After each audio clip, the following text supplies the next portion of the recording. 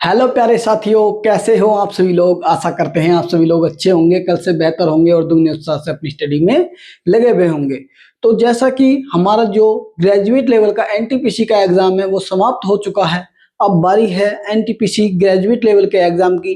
तो उसी के प्रीवियस ईयर के क्वेश्चन लेकर हम हाजिर हैं और उनको बहुत बेस्ट अप्रोच के साथ, बहुत ही अच्छी रणनीति के साथ हम सोल्व करेंगे।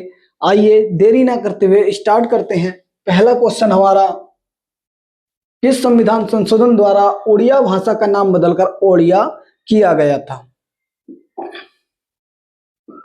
देखिए 92वां संविधान संशोधन, 96वां संविधान संशोधन या 101वां या 89वां। तो जो इसका राइट आंसर होने वाला है 96वां संविधान संशोधन, जो कि 2011 में किया गया था। इसके द्वारा उड़िया भाषा को ओडिया किया गया, परिवर्तन किया गया था 8वीं अनुसूची में। 8वीं अनुसूची में परिवर्तन किया गया। दूसरा आपसे पूछ ले, इस उड़िया भाषा को, जिसे उड़िया किया गया, शास्त्रीय भाषा का दर्जा कब दिया गया था। 2014 में इसको शास्त्रीय भाषा का दर्जा दिया गया था। ठीक है, क्लासिकल लैंग्वेज का जो इसको दर्जा दिया गया 2014 में दिया गया। और अगर आपसे पूछ ले पहली शास्त्रीय भाषा कौन सी थी, तो पहली शास्त्रीय भाषा तमिल थी। तमिल को पहली शास्त्रीय भाषा बनाया गया था। दूसरा आपसे पूछ ले कब तमिल को शास्त्रीय भाषा का दर्जा दिया गया था, तो 2004 में दिया गया था। क्लियर है आपको। दूसरा मैं आपसे बात करूं, जो ये 8वीं अनुसूची है, 8वीं अनुसूची में टोटल कितनी भाषाएं थी, तो 8वीं अनुसूची में टोटल 14 भाषाएं थी मूल संविधान में। क्लियर है, मूल संविधान में। लेकिन वर्तमान में कितनी भाषाएं हैं, वर्तमान में 22 भाषाएं हैं। 14 से 22 भाषाएं यानी कि 8 भाषाएं और जोड़ी गई, जिनको एक संविधान संशोधन के द्वारा जोड़ा गया था। क्लियर है, याद रखना आप, 21वां संविधान संशोधन के द्वारा सिंधी भाषा को जोड़ा गया। क्लियर है। दूसरा याद रखना आप, 71वां संविधान संशोधन के द्वारा नेपाली, मणिपुरी और कोंकणी।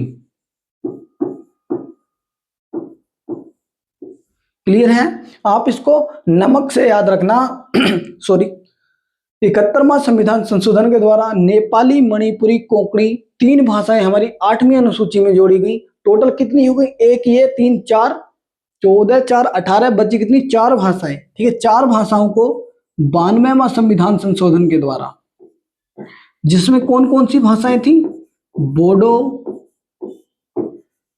डोगरी, मैथिली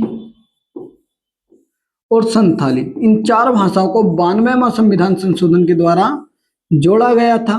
क्लियर है आपको। दूसरा मैं आपसे बात करूं, 92वां संविधान संशोधन तो यही है। आगे यदि मैं आपसे 101वां संविधान संशोधन की बात करूं, तो जीएसटी के बारे में है। और जो हमारी जीएसटी है, इसे विजय केलकर समिति की सिफारिश पर लागू किया गया था। यह आप याद रखना, विजय केलकर समिति की सिफारिश पर लागू किया गया था। दूसरा मैं बात करूं आपसे 89वां संविधान संशोधन, तो जो हमारा एससी और एसटी आयोग है, पहले वो एक ही हुआ करता था। किसके अंतर्गत था वो, आर्टिकल 338 के अंतर्गत एससी प्लस एसटी आयोग दोनों एक ही थे। एससी आयोग के नाम से उसको जाना जाता था। लेकिन 89वां संविधान संशोधन के द्वारा एक एसटी आयोग का गठन किया गया। क्लियर है आपको, एसटी आयोग का गठन किया गया। और कौन सा आर्टिकल जोड़ा गया था, आर्टिकल 338 ए जोड़ा गया। क्लियर है आपको। और इसमें एक आर्टिकल और है 338 बी, उसे किस संविधान संशोधन के द्वारा जोड़ा गया था, ओबीसी आयोग।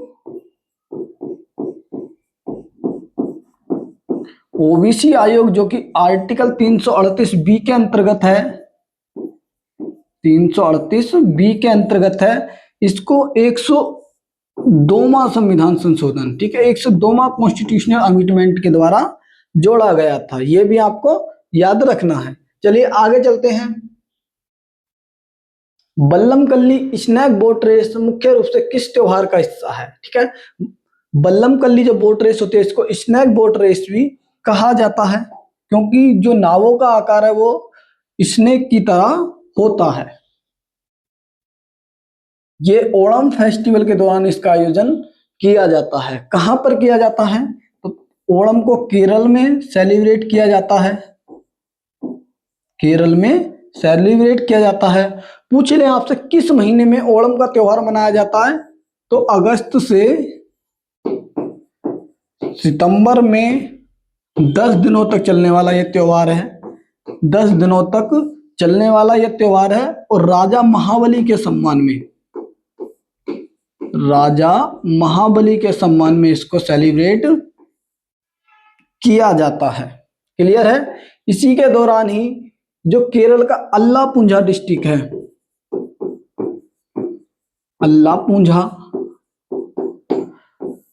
अल्लापुंझा में जो पुत्रामदा, आपसे पूछ ले किस झील में स्नैक बोट रेस का आयोजन या बल्लम कल्ली बोट रेस का आयोजन किया जाता है? तो इसी पुत्रामदा झील में इसका आयोजन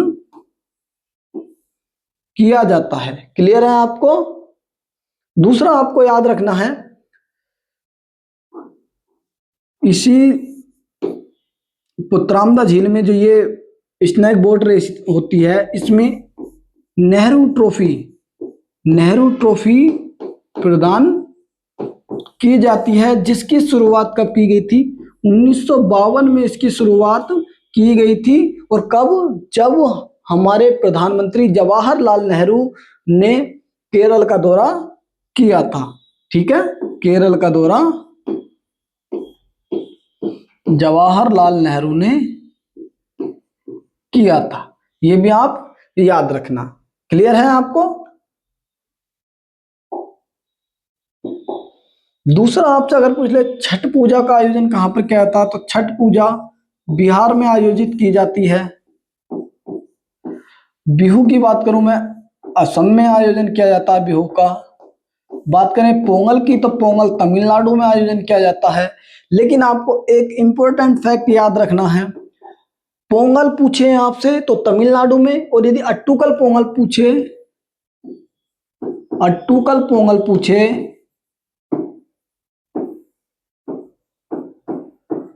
तो अट्टूकल पोंगल का आयोजन कहां पर किया जाता है? केरल में किया जाता है। क्लियर है आपको? केरल में अट्टूकल पोंगल का आयोजन किया जाता है और इसमें महिलाएं बहुत बढ़ चढ़कर भाग लेती हैं। अगर मैं बात करूं आपसे केरल के फेस्टिवलों की, केरल में मकर बिलक्कू फेस्टिवल मनाया जाता है। मकर बिलक्कू फेस्टिवल जो कि किस टेम्पल में मनाया जाता है? सबरीमाला टेम्पल में, सबरीमाला टेम्पल में इसका सेलिब्रेशन किया जाता है। दूसरा आपसे पूछ ले, केरल में ही त्रिशूरपुरम फेस्टिवल का आयोजन किया जाता है। त्रिशूरपुरम फेस्टिवल। दूसरा आप याद रखना, केरल का जो नववर्ष है उसे विशु के नाम से जाना जाता है। केरल के नववर्ष को विशु के नाम से जाना जाता है। आगे अगर आपसे पूछ ले निशा गांधी फेस्टिवल कहां पर मनाया जाता है? तो निशा गांधी फेस्टिवल भी आपका केरल में ही मनाया जाता है। क्लियर है? ये सब आपको याद रखने हैं। प्राक्कलन समिति जो एस्टिमेट्स कमेटी के सदस्यों का चुनाव किसके द्वारा किया जाता है? तो जो प्राक्कलन समिति होती है ये हमारी संसद की सबसे बड़ी स्थायी समिति होती है। और जो इसका चुनाव है केवल लोकसभा के सदस्यों द्वारा किया जाता है, क्योंकि इसमें 30 मेंबर होते हैं, 30 मेंबर होते हैं और 30 के 30 मेंबर लोकसभा से होते हैं। क्लियर है? दूसरा आप याद रखना, जो इसके सदस्यों का कार्यकाल है कितना होता है? कार्यकाल जो होता है इसके सदस्यों का 1 वर्ष होता है। ठीक है, और उसकी नियुक्ति लोकसभा के अध्यक्ष द्वारा की जाती है। नियुक्ति किसके द्वारा? लोकसभा के अध्यक्ष द्वारा नियुक्ति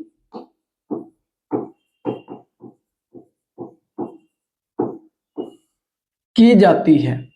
क्लियर है? आपको ध्यान रखना है, पहली बार प्राक्कलन समिति का गठन कब किया गया था?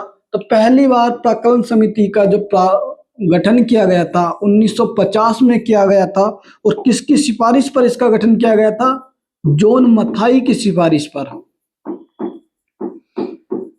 उस समय पर ये क्या थे जॉन मथाई? तो 1950 में ये वित्त मंत्री थे। क्लियर है? आपको याद रखना है, अगर आपसे स्वतंत्र भारत के पहले रेल मंत्री पूछ लिए जाएं, ठीक है, स्वतंत्र भारत के पहले रेल मंत्री कौन थे? स्वतंत्र भारत के पहले रेल मंत्री, ठीक है, तो कौन थे? जॉन मथाई। और अगर आपसे पूछ ले गणतंत्र भारत का जो पहला बजट है, गणतंत्र भारत का पहला बजट किसने पेश किया था? भारत का पहला बजट भी जॉन मथाई के द्वारा ही पेश किया गया था। क्लियर है? दूसरा आपको याद रखना है, जो ये प्राक्कलन समिति होती है, प्राक्कलन समिति की जुड़वा बहन किसको कहा जाता है? तो प्राक्कलन समिति की जुड़वा बहन कहा जाता है लोक लेखा समिति को। लोक लेखा समिति को। दूसरा, इसमें कितने मेंबर होते हैं लोक लेखा समिति में? टोटल 22 मेंबर होते हैं, जिसमें 15 लोकसभा से और 7 राज्यसभा से मेंबर होते हैं। आगे मैं बात करूं इसकी, तो जो लोक लेखा समिति का अध्यक्ष होता है वो विपक्ष का नेता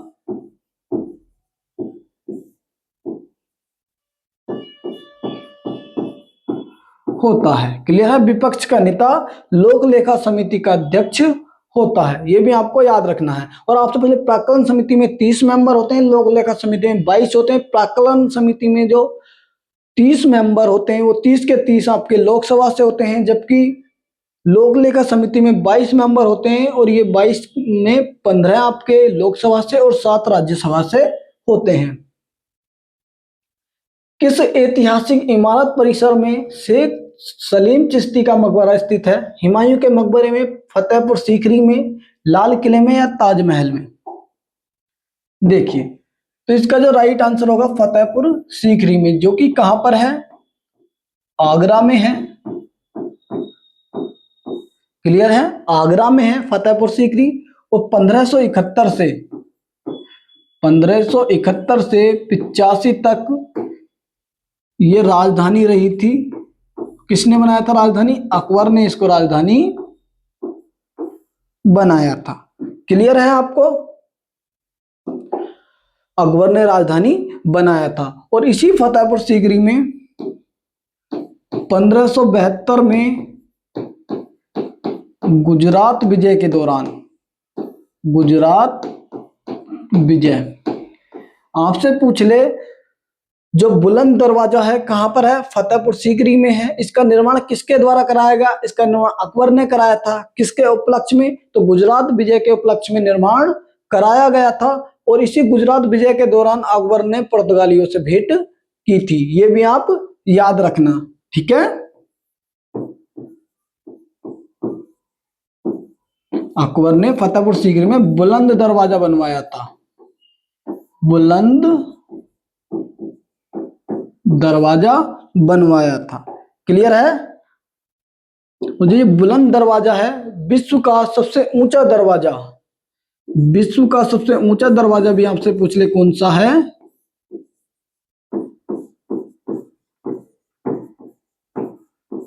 सबसे ऊंचा दरवाजा। क्लियर है? विश्व का जो सबसे ऊंचा दरवाजा है वो कौन सा है? तो बुलंद दरवाजा ही आपका राइट आंसर होने वाला। और कहां पर है? फतेहपुर सीकरी में है। और इस फतेहपुर सीकरी का अगर आपसे वास्तुकार पूछ लिया जाए, बहाउद्दीन इसका वास्तुकार था, बहाउद्दीन इसका वास्तुकार था। दूसरा अगर आपसे पूछ ले शेख सलीम चिश्ती का जो मकबरा है वो यहीं फतेहपुर सीकरी में स्थित है। और यहीं पर 1575 में इसी फतेहपुर सीकरी में अकबर ने इबादत खाना जो कि विभिन्न धर्मों के साथ चर्चा करने के लिए, विभिन्न धर्मों के जो धर्मगुरु थे उनकी चर्चा करने के लिए इस इबादत खाने की जो स्थापना है अकबर के द्वारा की गई थी। पूछ ले कहां पर की गई? फतेहपुर सीकरी में ही स्थापना की गई थी। और 1579 में फतेहपुर सीकरी में ही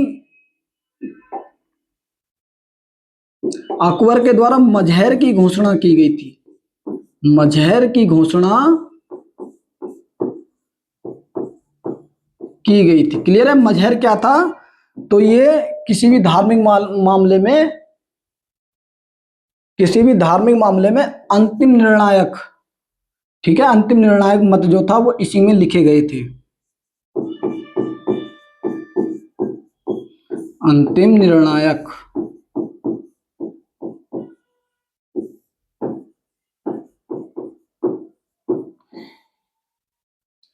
आगे मैं आपसे बात करूं तो जो ये ताजमहल है, ताजमहल का अगर आपसे वास्तुकार पूछ ले तो उस्ताद अहमद लाहौरी,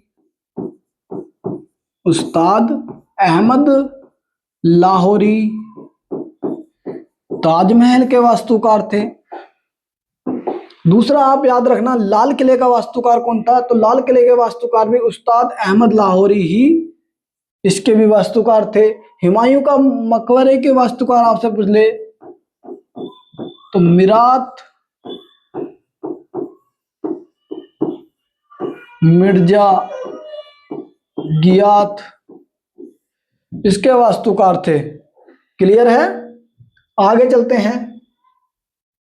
समुद्र तटों के लिए स्वराज द्वीप हैवलॉक आइलैंड कहां पर स्थित है? तो देखिए ये अंडमान निकोबार में स्थित है। क्लियर है? अंडमान निकोबार में 3 द्वीपों का नाम बदलकर रखा गया था। वही क्वेश्चन हमारा प्रीवियस ईयर में पूछा गया, जिसमें आपका रोस द्वीप था, रोस द्वीप, नील द्वीप और हैवलॉक द्वीप। हैवलॉक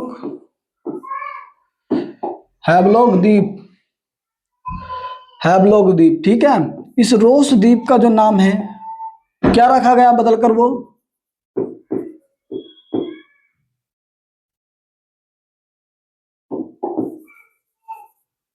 इस रोस द्वीप का नाम बदलकर रखा गया था नेताजी द्वीप।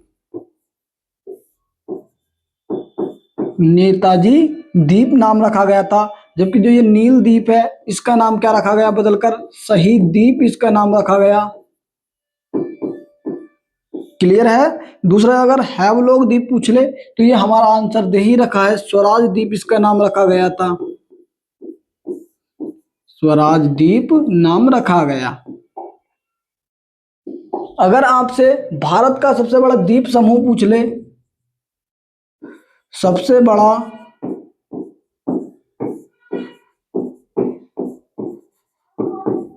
द्वीप समूह आपसे पूछ ले तब आपका राइट आंसर क्या होने वाला है?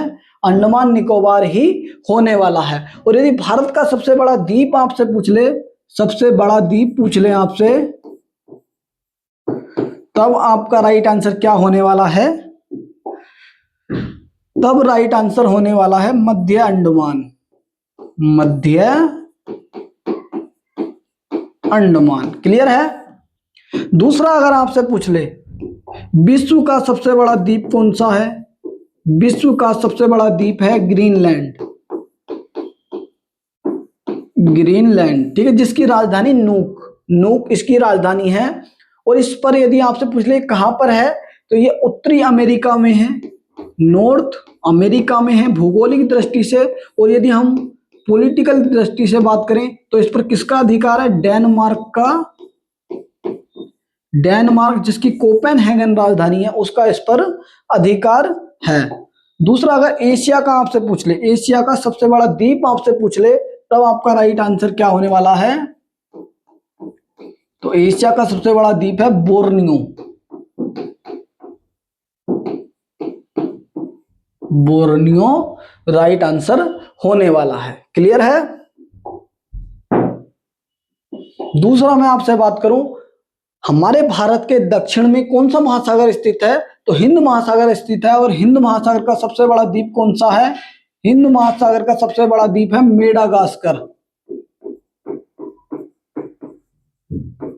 क्लियर है? मेडागास्कर हिंद महासागर का सबसे बड़ा द्वीप है। दूसरा, अगर भारत का सबसे बड़ा नदी द्वीप आपसे पूछ लिया जाए, भारत का सबसे बड़ा नदी द्वीप, सबसे बड़ा नदी द्वीप पूछ लिया जाए तो कौन सा है? भारत का सबसे बड़ा नदी द्वीप माजुली द्वीप है, जो कि कहां पर है आपका? माजुली असम में है। और किस नदी पर? ब्रह्मपुत्र नदी पर इसको बनाया गया है। ब्रह्मपुत्र नदी पर यह स्थित है।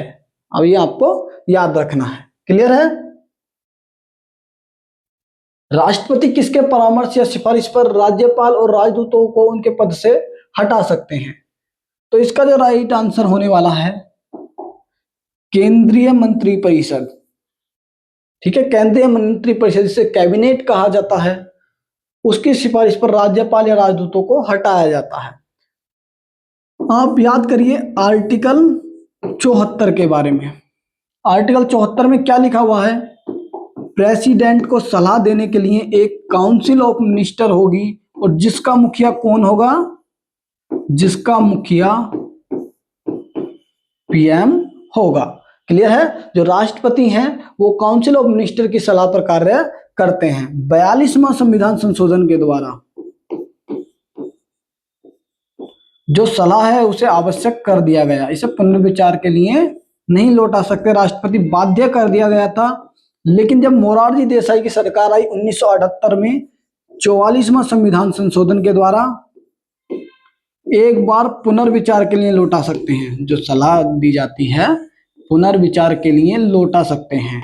क्लियर है?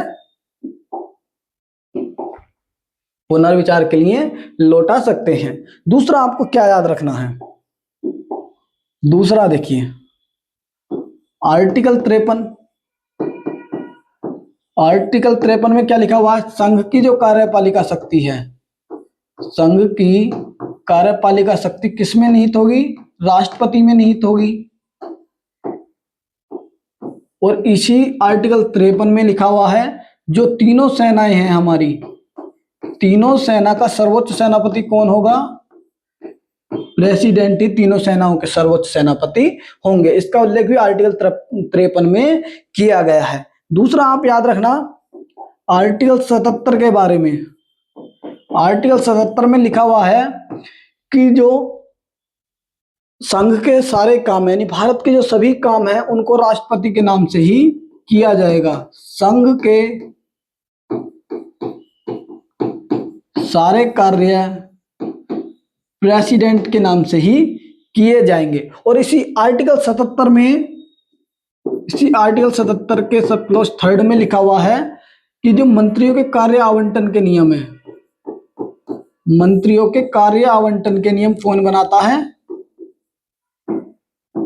उनको भी आपका प्रेसिडेंट ही बनाता है। कार्य आवंटन यानी किस व्यक्ति को कौन सा मंत्रालय देना है, ये होते हैं मंत्रियों के कार्य आवंटन के नियम।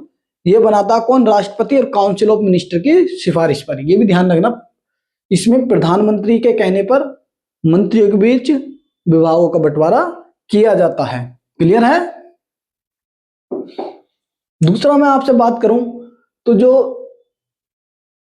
आर्टिकल 156 है, क्लियर है? आर्टिकल 156, आर्टिकल 156 में जो गवर्नर होते हैं उनके कार्यकाल के बारे में लिखा हुआ है। कार्यकाल कितना होता है? 5 वर्ष होता है।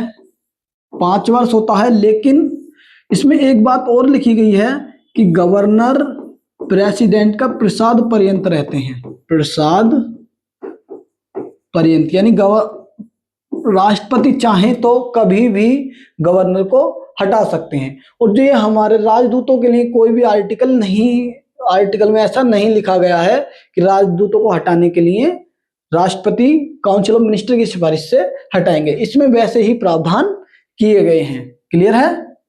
दूसरा मैं आपसे बात करूं राष्ट्रपति की, तो राष्ट्रपति आर्टिकल 52 में प्रेसिडेंट है। प्रेसिडेंट को हमने किस देश के संविधान से, यूके यानी कि ब्रिटेन के संविधान से लिया है। दूसरा जो राष्ट्रपति पर महाभियोग चलाया जाता है, आर्टिकल 61 के तहत महाभियोग चलाया जाता है।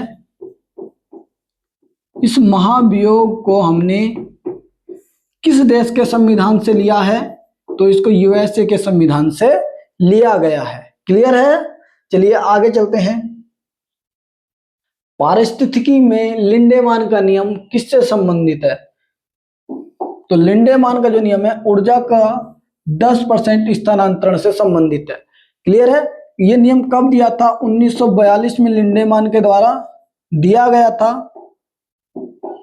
और इसमें जो लिंडेमान का जो नियम है क्या बताता है, ये जो ऊर्जा का पिरामिड है, क्लियर है, ऊर्जा का जो पिरामिड है हमेशा सीधा बनता है, पिरामिड हमेशा सीधा बनता है। अर्थात कहने का अर्थ यह है हमारा, मान लीजिए जो पेड़ पौधे होते हैं, पेड़ पौधे होते हैं वो सूर्य की ऊर्जा का कितना % यूज करते हैं, तो 1% यूज करते हैं। और जो इनके द्वारा 1% सूर्य की ऊर्जा अवशोषित की जाती है, उसे वापस नहीं किया जाता, ये खर्च कर ली जाती है। और इसे ही क्या कहा जाता है, एक दिशीय कहा जाता है। सूर्य की ऊर्जा ले लेते हैं, उसे वापस नहीं देते, 1% यूज करते हैं खाना बनाने में। क्लियर है। अब आप समझिए लिंडेमान ने क्या बताया, सर्वाधिक जो ऊर्जा होती है वो उत्पादकों के पास होती है। क्लियर है, उत्पादकों के पास होती है। जैसे घास है, इनके पास हमने मान ली ऊर्जा है 5000 जूल ऊर्जा इनके पास, या 5000 कैलोरी उष्मा इनके पास है। ये भी आपको ध्यान रखना है। क्लियर है। अब इसके बाद क्या आते हैं, प्राथमिक उपभोक्ता आते हैं। प्राथमिक उपभोक्ता,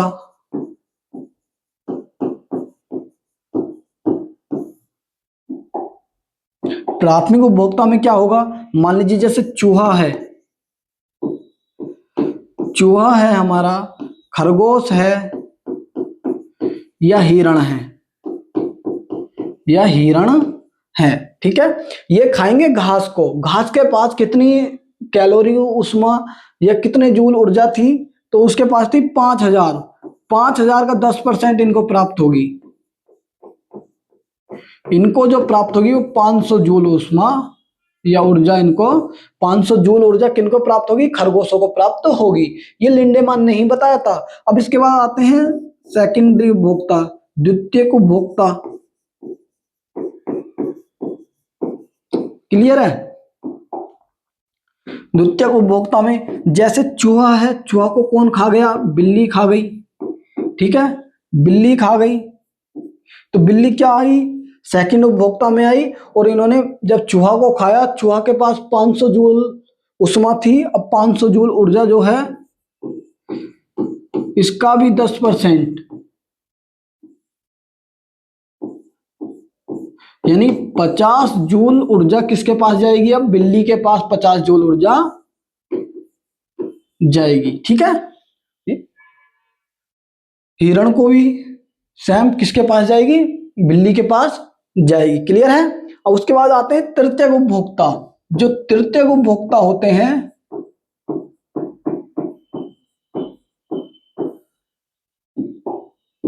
तृतीयक उपभोक्ता में जैसे बिल्ली हो गई, हिरण हो गए, इनको कौन खाता है, इनको खा गया शेर।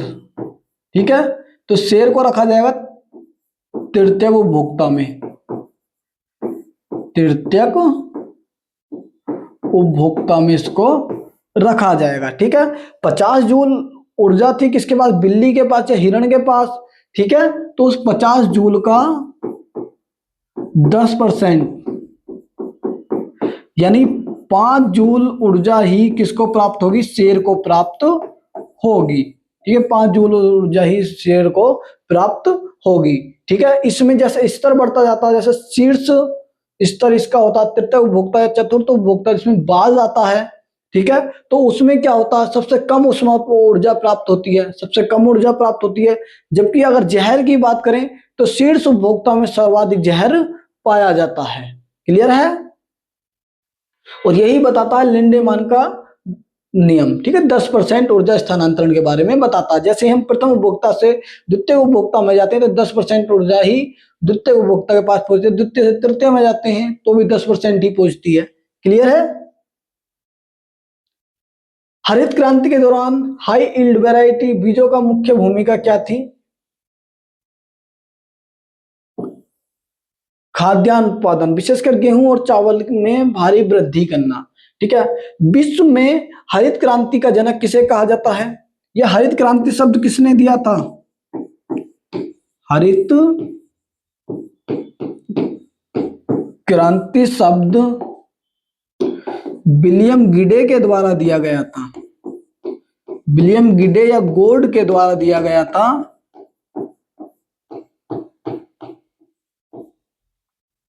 और विश्व में हरित क्रांति का जनक किसको कहा जाता है? तो विश्व में हरित क्रांति का जनक कहा जाता है नॉर्मन बोरलॉग को। नॉर्मन बोरलॉग को कहा जाता है। कहाँ के रहने वाले थे ये? यूएसए के रहने वाले थे और इन्हें शांति के क्षेत्र में नोबेल पुरस्कार भी दिया गया था। शांति के क्षेत्र में नोबेल पुरस्कार भी दिया गया था। दूसरा आपको याद रखना है, हरित क्रांति की शुरुआत कहाँ से हुई थी? हरित क्रांति की जो शुरुआत है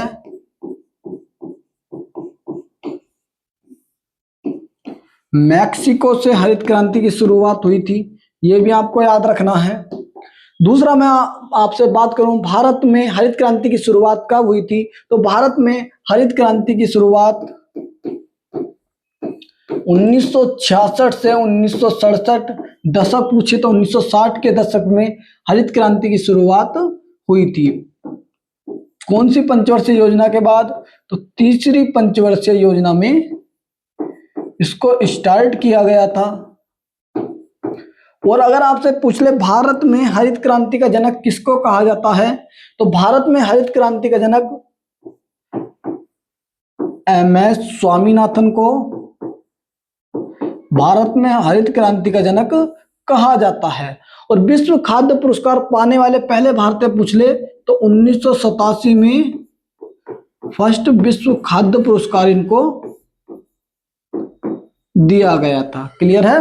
विश्व खाद्य पुरस्कार पाने वाले पहले भारतीय एमएस स्वामीनाथन है। दूसरा आपको एमएस स्वामीनाथन से याद रखना है 2004 में जो नेशनल किसान आयोग का गठन किया गया था, किसकी अध्यक्षता में गठित हुआ था?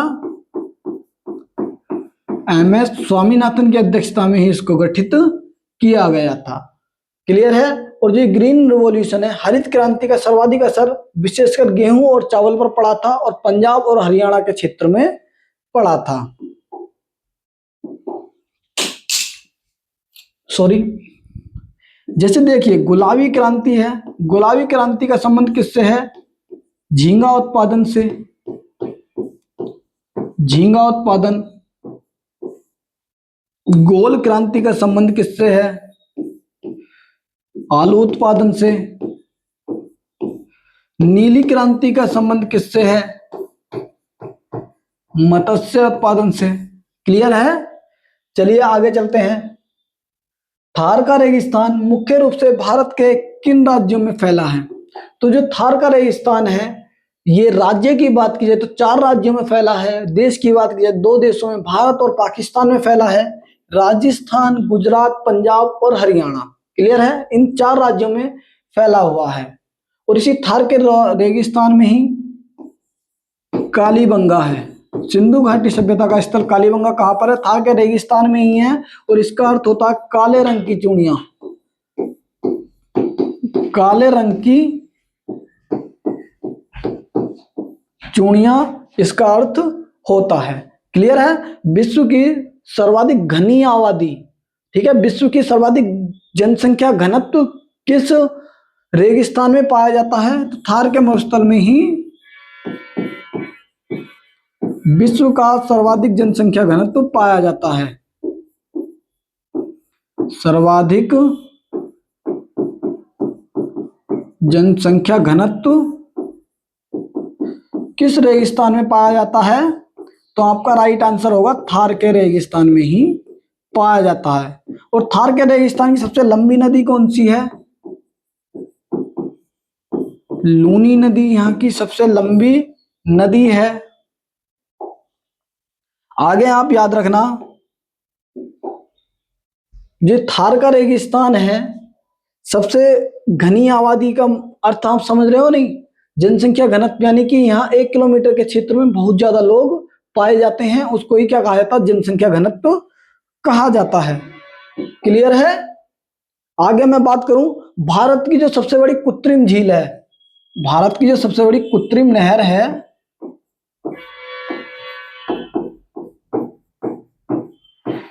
सबसे बड़ी कृत्रिम नहर अगर आपसे पूछ ले कौन सी है? इंदिरा गांधी नहर है। इंदिरा गांधी नहर। और कहां पर है ये इंदिरा गांधी नहर? ये पंजाब में हरी के बैराज, पंजाब में हरी के बैराज से ये नहर निकाली गई है। और इसी इंदिरा गांधी नहर से किसको जल प्राप्त होता? थार के रेगिस्तान को जल प्राप्त होता है। इसको राजस्थान नहर के नाम से भी जाना जाता है। और पूछ ले हरी के बैराज में किनका संगम है? तो सतलज नदी और ब्यास नदी का संगम यहां पर होता है। क्लियर है? सतलज और ब्यास नदी का संगम कहां पर होता है? हरी के बैराज में ही होता है। आगे चलते हैं। भारत सरकार ने एलपीजी उदारीकरण, निजीकरण और वैश्वीकरण के आर्थिक सुधारों को किस वर्ष अपनाया था? 1991 में अपनाया था।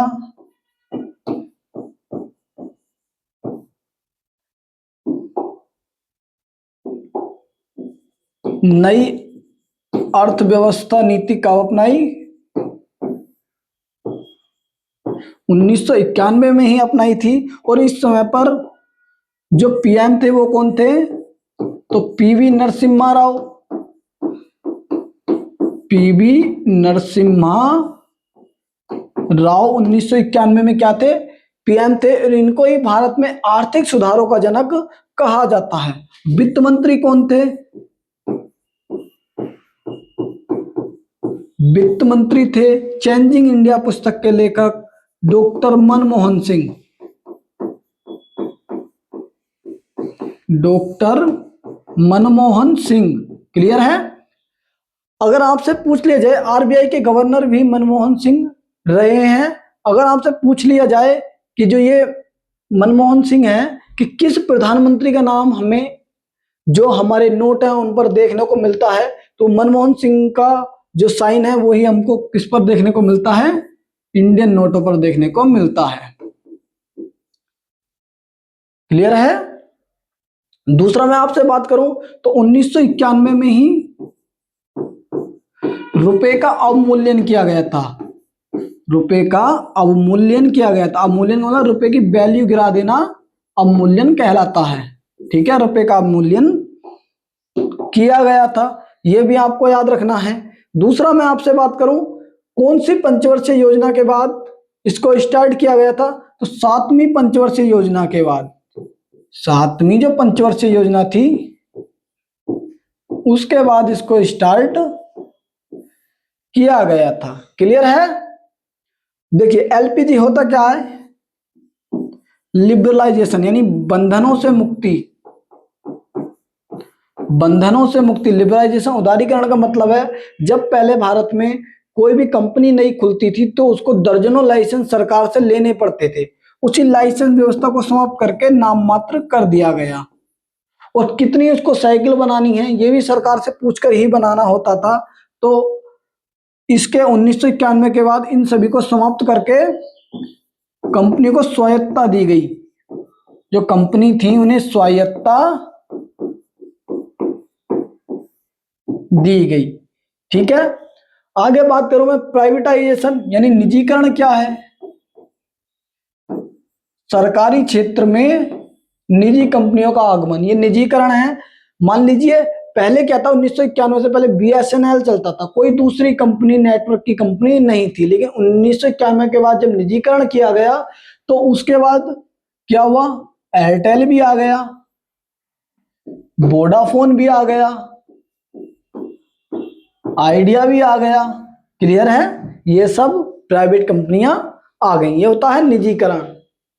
वैश्वीकरण यानी विश्व से व्यापार करने के लिए जो ज्यादातर टैक्स लगता था उसको, एफडीआई को हटा दिया गया और विश्व से व्यापार करने के लिए हमने अपनी अर्थव्यवस्था को खोल दिया। इसको ही क्या कहा जाता है, वैश्वीकरण कहा जाता है। क्लियर है।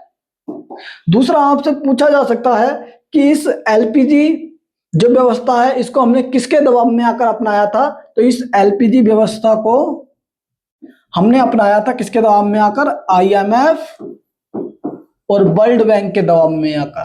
ठीक है,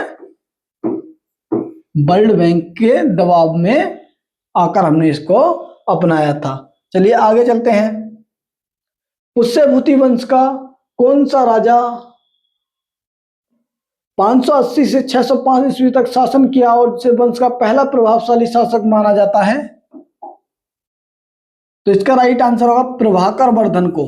प्रभाकर वर्धन को इसका जो पहला प्रभावशाली राजा है इसको माना जाता है। वर्धन वंश का यह शासक था और इसी वर्धन वंश को पुष्यभूति वंश भी कहा जाता है। ठीक, इनके बाद इसी वंश के जो राजा थे वो कौन थे, हर्षवर्धन थे। क्लियर है, इसी वंश के राजा कौन थे, हर्षवर्धन थे। और हर्षवर्धन के बारे में आप याद रखना, इनके द्वारा नागानंद,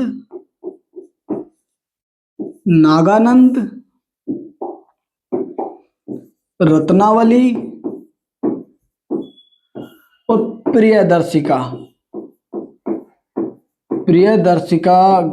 पुस्तक इनके द्वारा लिखी गई है। क्लियर है, और इन्हीं के दरबार में बाणभट्ट रहा करते थे। हर्षवर्धन के दरबार में ही कौन रहा करते थे, बाणभट्ट रहा करते थे। और इन्हीं बाणभट्ट के द्वारा कादंबरी लिखी गई और दूसरी हर्षचरित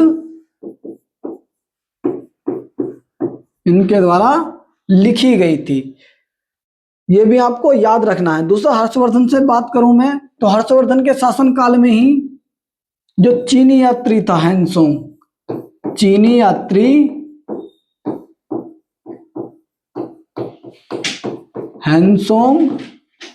इनके ही शासन काल में भारत आया था। और इस हैंसोंग की बात करूं तो इस हैंसोंग के द्वारा सीयू की पुस्तक भी लिखी गई। सीयू की पुस्तक भी हैंसोंग के द्वारा ही लिखी गई थी। और दूसरा आपको याद रखना है, हर्षवर्धन और पुलिकेशन द्वितीय जो कि एक चालुक्य राजा था, पुलिकेशन द्वितीय के बीच नर्मदा का युद्ध हुआ था। और इस युद्ध में किसकी विजय हुई थी, इस युद्ध में पुलिकेशन द्वितीय की विजय हुई थी। क्लियर है, पुलिकेशन द्वितीय की विजय हुई थी। और इसकी जो जानकारी है हमें ऐहोल शिलालेख से मिलती है। जिसे किसके द्वारा रचित है ये, तो ये पुलिकेशन द्वितीय के दरबारी रवि कीर्ति के द्वारा रचित है। क्लियर है, याद रखोगे आप, कंफ्यूज बिल्कुल मत होना। चीनी यात्री हैंसोंग है, ये जो पहले चीनी यात्री थे वो फायान थे, चंद्रगुप्त सेकंड के दरबार में आए थे और उनके द्वारा फो क्यों की पुस्तक लिखी गई थी। भौतिकी के अनुसार ध्वनि तरंगों के उत्पन्न होने के लिए अनिवार्य शर्त क्या है।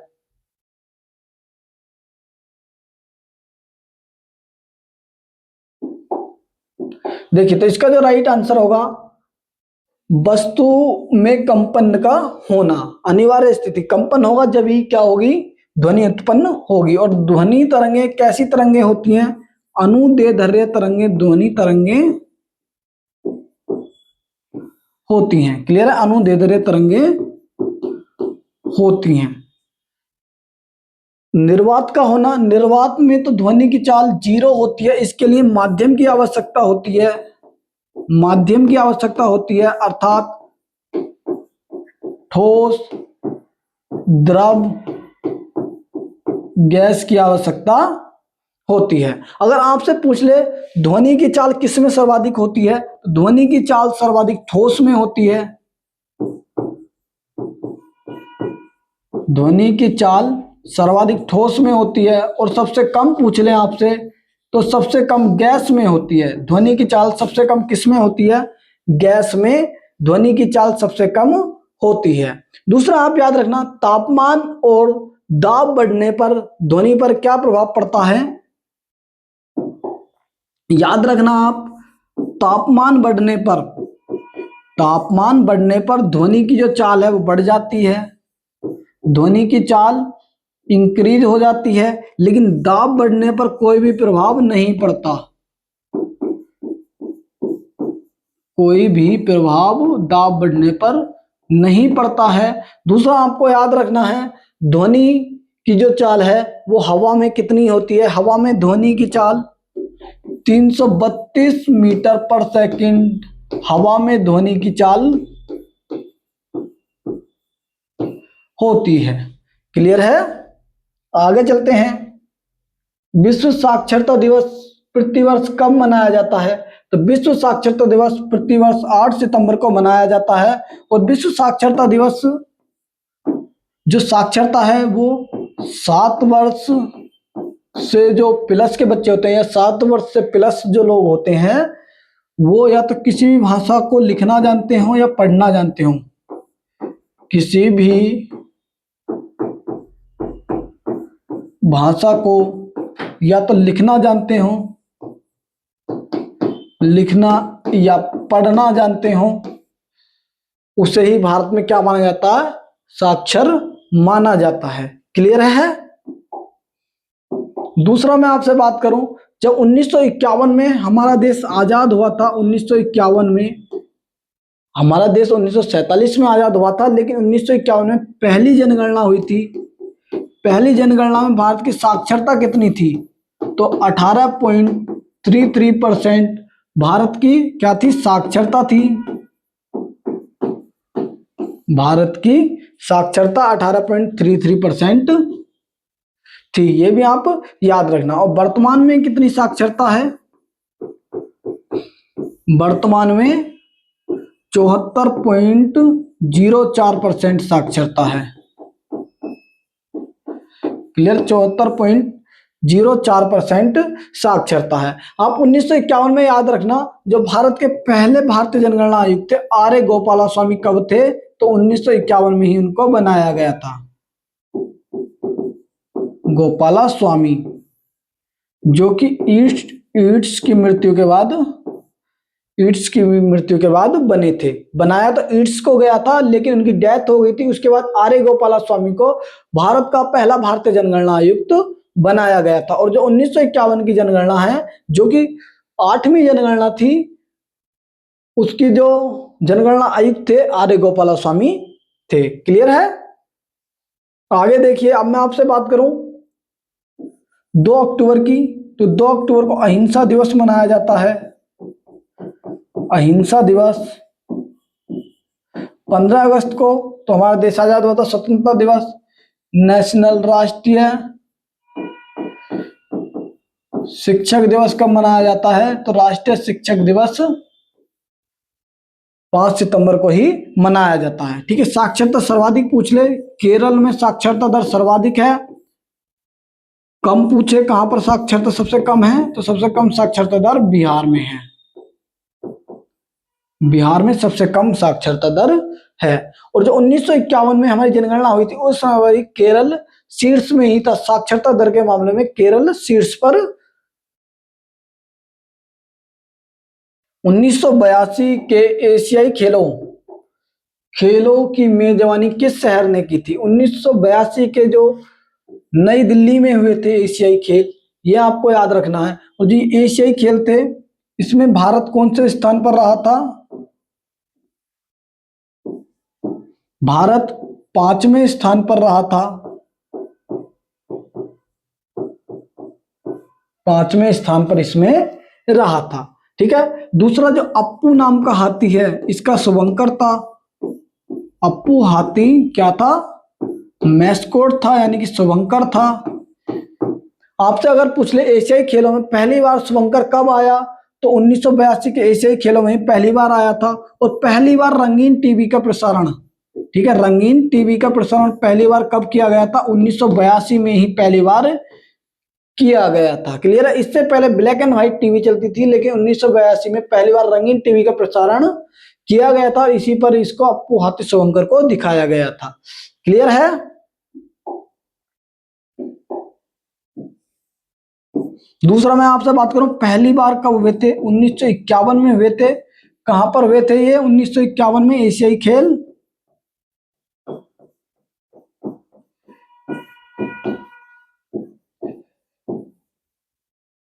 न्यू दिल्ली में ही 1951 में ही हुए थे। क्लियर है आपको? आगे मैं आपसे बात करूं, अभी जो 20 में एशियाई खेल हैं वो कहां पर होने वाले हैं? 2026 में 20 में एशियाई खेल नगोया, जो कि कहां पर है? ये आपका नगोया जापान में है। 2026 के 20 में जो एशियाई खेल है कहां पर? नगोया जापान में होंगे। 21 में 2030 के कहां पर होंगे? कतर, जो कि दोहा की राजधानी है, दोहा में होने वाले हैं। ये आप याद रखना। 22 में आपसे पूछ ले जो कि कब होंगे? 2034 में सऊदी अरब की राजधानी रियाद में होंगे। रियाद में सऊदी अरब की राजधानी में होने वाले हैं। क्लियर है।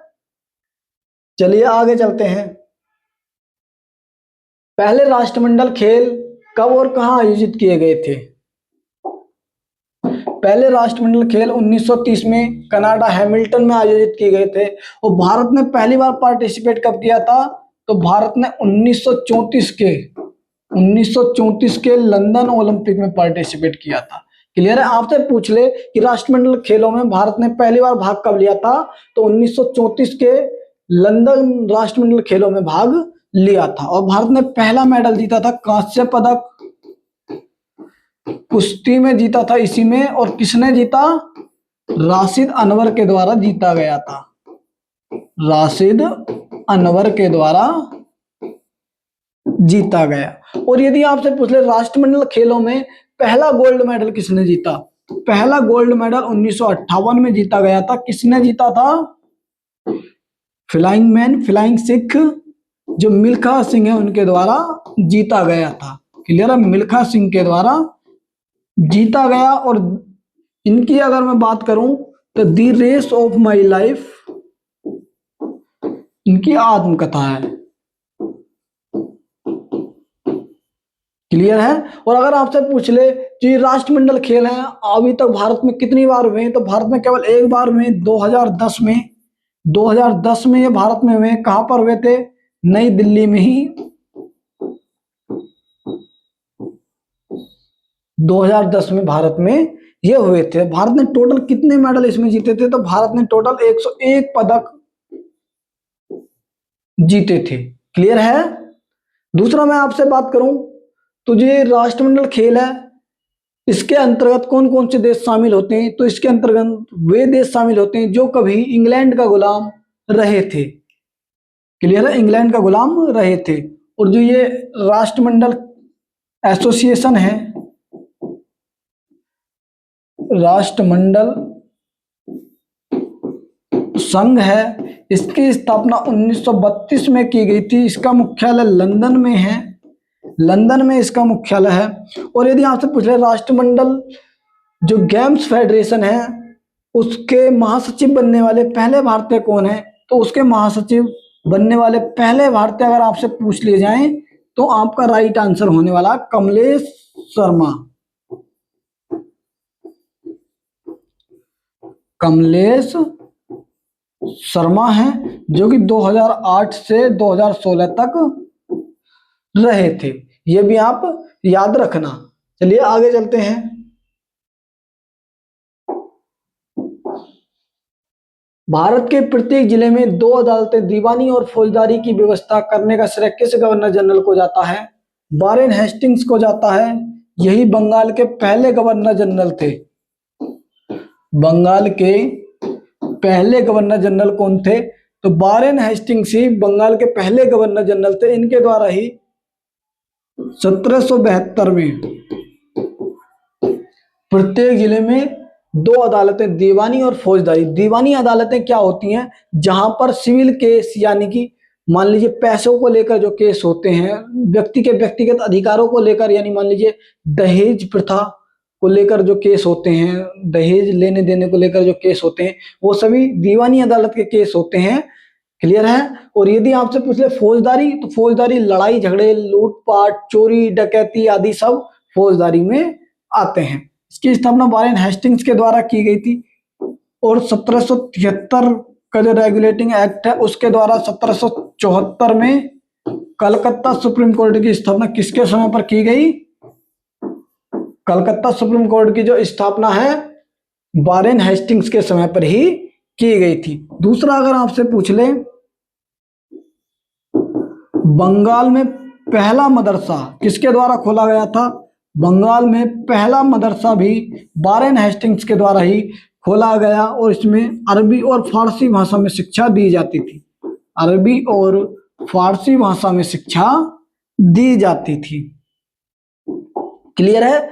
याद रहेगा आपको। दूसरा, बंगाल में जो द्वैध शासन है जिसे रॉबर्ट क्लाइव ने लगाया था, बंगाल का जो द्वैध शासन है जिसको रॉबर्ट क्लाइव ने लगाया था,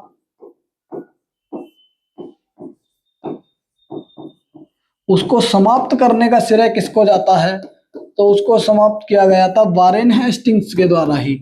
और एकमात्र गवर्नर जनरल जिस पर महाभियोग चलाया गया था, महाभियोग इन्हीं के ऊपर चलाया गया था। क्लियर है आपको? दूसरा, बंगाल का जो मदरसा है, और बंगाल में ही एक इनके द्वारा, बंगाल में नहीं, बनारस जो संस्कृत कॉलेज है, संस्कृत कॉलेज, इन दोनों के बारे में याद रखना, क्योंकि जो मदरसा है इसकी स्थापना 1781 में की गई थी और इसकी स्थापना 1791 में की गई थी। इसमें प्यारे साथियों कंफ्यूजन ज्यादा होता है, तो याद रखना इसकी स्थापना जोनाथन डंकन के द्वारा की गई थी। जोनाथन डंकन के द्वारा इसकी स्थापना की गई थी। क्लियर है? भारत के पहले गवर्नर जनरल कौन थे?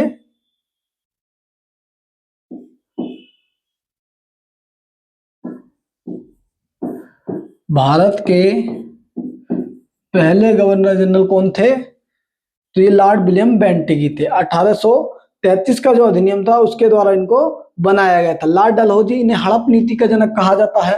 हड़प नीति का जनक कहा जाता है। दूसरा, जो इजारेदारी प्रथा थी, इजारेदारी प्रथा 5 साल के लिए भूमि दी जाती थी इसमें, तो इसको भी वारेन हेस्टिंग्स के द्वारा ही स्टार्ट किया गया था। वारेन हेस्टिंग्स के द्वारा ही स्टार्ट किया गया था। क्लियर है? आज की क्लास अपनी यहीं रखते हैं, मिलेंगे आपसे अपनी अगली क्लास में।